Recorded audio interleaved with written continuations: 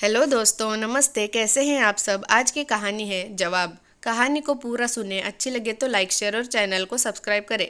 धन्यवाद। अरे अरे भाभी, संभाल कर, बहुत महंगी क्रॉकरी है। लेकिन आपको क्या, आपने तो कभी पैसे कमाए नहीं, आपको क्या पता कितना दर्द होता है एक एक पैसा कमाने में। चाइना के कप धोती हुई रिंकी से उसकी ननद अवनी बोली। रिंकी की ननद अवनी की अभी जल्द ही शादी हुई है। अवनी अपने ससुराल से दूर दूसरे शहर में अपने पति के साथ रहती है। अवनी और उसका पति नीलेश दोनों जॉब करते हैं। अवनी ने पहले से ही कह दिया था उसे जॉब करने वाला लड़का ही चाहिए जिससे वह भी नौकरी कर सके, क्योंकि उसे शुरू से ही आज़ादी चाहिए थी।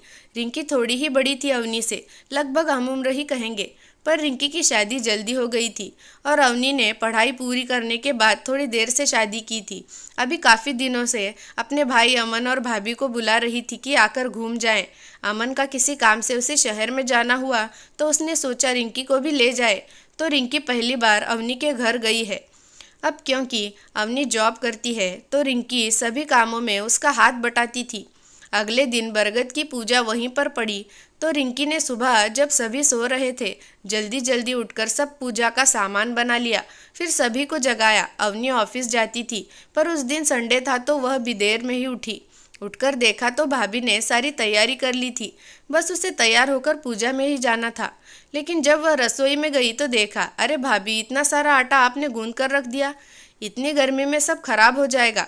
एक बार आप मुझसे पूछ तो लेती, आपको तो बिल्कुल दर्द ही नहीं है। उसकी बातें सुनकर रिंकी चुप हो गई, कुछ बोल ना पाई। लेकिन उसे उसका इस तरह से बोलना बिल्कुल भी अच्छा नहीं लगा। वही नीलेश भी था और उसका पति अमन भी, पर उसने कुछ बोलना उचित ना समझा और बात को टाल दिया। रिंकी का बेटा अक्षय 2 साल का था। वैसे तो अवनी उसे बहुत प्यार करती थी, पर वह कुछ शैतानी करता या सामान फैला देता तो अवनी को बहुत बुरा लगता। एक दिन अक्षय खेल रहा था, अवनी ऑफिस गई थी, हाफ डे के लिए ही।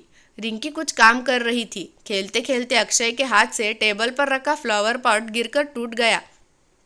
जब अवनी ऑफिस से आई तो देखते ही उसका माथा गर्म हो गया और गुस्से में बोलने लगी, भाभी, आप खुद तो काम करती नहीं, इसलिए आपको चीज़ों की कदर नहीं है। आप तो भैया की कमाई पर ऐश करती हो, आपको क्या पता कितनी मुश्किल से आते हैं पैसे। कहते कहते अपने कमरे में अंदर चली गई। पर रिंकी अवनी की बातें सुनकर सन्न रह गई। उसे अवनी से ऐसी उम्मीद बिल्कुल नहीं थी, लेकिन उसने वहाँ कुछ बोलना ठीक न समझा। एक तो ननद, ऊपर से उसी के ससुराल में, तो उसने सब कुछ सुनकर कड़वा घूंट पी लिया। अब वहाँ उसका बिल्कुल भी मन नहीं लग रहा था। वैसे भी अगले दिन उन लोगों की वापसी थी, लेकिन उसके बाद से रिंकी का चेहरा उतर गया था। शाम को जब अमन आया तो उसने पूछा भी, क्या हुआ रिंकी। रिंकी ने उसे कुछ भी नहीं बताया। रिंकी बिना किसी से कुछ कहे ही अगले दिन अपने घर वापस आ गई अमन के साथ। घर आकर रिंकी यही सोचने लगी कि नौकरी करने वालों की नज़र में आम गृहिणियों की इज्जत नहीं होती। वह यह नहीं सोचती कि वह नौकरी अपनी खुशी से कर रही है, अपनी स्वेच्छा से, तो इसमें दूसरों पर इतना रौब क्यों जमाना। जो भी हुआ, लेकिन वहाँ से आने के बाद उसका मन हट सा गया था और उसके बाद से उसने अवनी को फ़ोन भी नहीं किया। कुछ दिनों बाद अवनी का फ़ोन आया, और बताओ भाभी, आप तो फ़ोन ही नहीं करते भाभी। अरे कभी कभार हमारा भी हालचाल ले लिया करो। दीदी, आप ऑफिस में रहती हो इसलिए डिस्टर्ब नहीं करती, रिंकी ने जवाब दिया। हाँ भाई, ये बात तो है, हम लोगों की किस्मत में आराम कहाँ। अब आप जैसी किस्मत थोड़ी है हम लोगों की। हम लोगों को तो घर और बाहर सब जगह अकेले ही मैनेज करना पड़ता है। ऑफिस से थक कर जाओ तो घर में भी सब देखो। फिर से एक बार अवनी ने रिंकी को व्यंग्य बाण मार दिए और उसे एक गृहिणी होने के लिए शर्मसार कर दिया। फिलहाल इस बार भी रिंकी शांत ही रही। फालतू में उसने उलझना ठीक ना समझा और बात करके फ़ोन रख दिया। 2 महीने बाद रिंकी के देवर की शादी थी। रिंकी सारे काम आगे बढ़कर कर रही थी। देवर की शॉपिंग करवाई, घर की सारी जिम्मेदारियां भी संभाल रही थी। बड़ी बहू होने के नाते उसने अपने लिए, पति, बच्चों और सास ससुर सभी के लिए खूब सारी शॉपिंग करी थी। अब देवर की शादी का जोश भी तो था। शादी का समय भी आ गया। सारे मेहमानों से घर भर गया था। अवनी 2 दिन पहले ही नहीं आ पाई थी, छुट्टी ना मिलने की वजह से। शाम को वरमाला के लिए सभी लोग तैयार होने लगे। रिंकी जब खूब अच्छे से तैयार होकर आई तो उसने देखते ही अवनी बोली, अरे वाह भाभी, नया नया लहंगा। इस बार आपने भैया की जेब बहुत अच्छे से काटी है, और नया सेट, क्या बात है। आपने भैया की कमाई खूब लुटाई है जी खोल कर। हाँ भैया, आपका क्या है, भैया की कमाई पर ऐश कर लो। कौन सा खुद कमाना है जो सोचना पड़े खर्च करने से पहले। यहाँ सारा दिन काम करके भी हम लोग खर्च नहीं कर पाते, और एक आप हो कि पति की कमाई धड़ल्ले से उड़ा रही हो। अवनी के इतना बोलते ही रिंकी के सबर का बांध टूट गया। इतने सारे रिश्तेदारों के बीच ऐसी शर्मसार करने वाली बात रिंकी से बर्दाश्त नहीं हुआ। उसने सोच लिया, बहुत हो गया अब मान सम्मान, और जवाब देना ही उचित समझा। हाँ दीदी, सही कहा आपने, अपने पति की कमाई उड़ाती हूँ मैं। वह किसके लिए कमाते हैं, हम लोगों के लिए ही ना।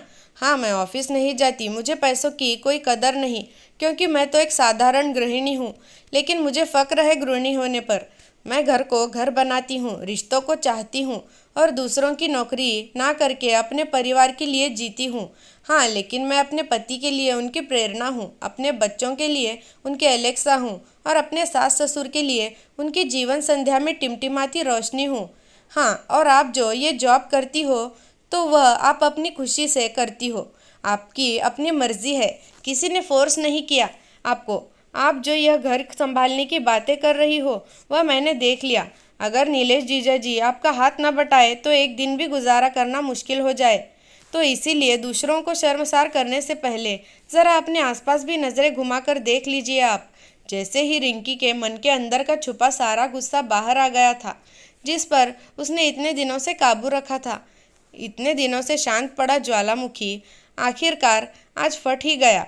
रिंकी की सास पूनम जी अपनी बेटी की हरकतों से वाकिफ थी।